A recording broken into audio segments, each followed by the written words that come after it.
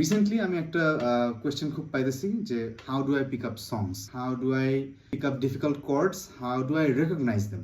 সোজা সাপটা অ্যান্সার হইতেছে ear training, years of ear training, years of picking up songs and recognising sounds of different chords. পিকটা পড়ে গেছে, লাকিলি খুঁজে পাইছি। বেসিক্যালি আমার ক্ষেত্রে যেটা হয় যে লেটসে যখন একটা কর্ডের 2, 3, 4টা 5টা নোট একসাথে বাজতেছে তখন I can segregate them in my head. আমি আলাদা আলাদাভাবে ওটা শুনতে পারি।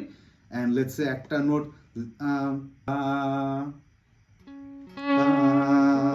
তো এই একটা নোট যেমন মুখে গায়ে হাতে বাজাইতে পারলাম, এভাবে হচ্ছে কি আমি ওই বাকি 2টা 3টা 4টা নোট ওভাবে করে বের করে আই আন্ডারস্ট্যান্ড যে কর্ডটা কি বাজতেছে।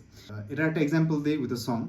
সিন্স আমি গত কয়েকদিন ধরে একটা নেমেসিস রানের উপরে আছি, তো আমার খুবই প্রিয় একটা গান আজকে শুনতেছিলাম, ঘুড়ি।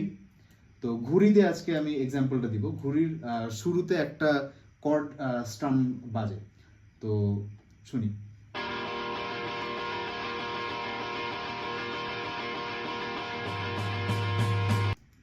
তো জিনিসটা বাজে কি,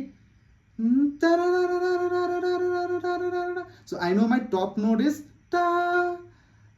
তো আমি যেটা করতে পারি যে এই টপ নোটে যাওয়ার জন্য যে আগের 2টা নোট আছে I can hear them in my head. So it goes like ba pa pa. তো ওটা যদি আমি বাইট করার চেষ্টা করি,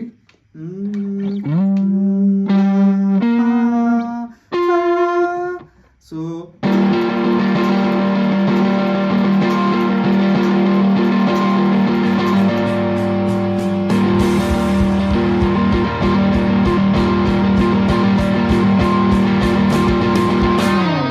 it's very unlikely যে এইখানে এই রিফটা বাজতেছে। আই উড এক্সপেক্ট যে আরো মানে এটা কি বাজতেছে, this is a G sharp shell chord. তো তাইলে জি শার্পের রিফটা বাজতেছে, আই উড এক্সপেক্ট যে আর একটু মিড অক্টেভের দিকে জিনিসটা হওয়ার কথা। সো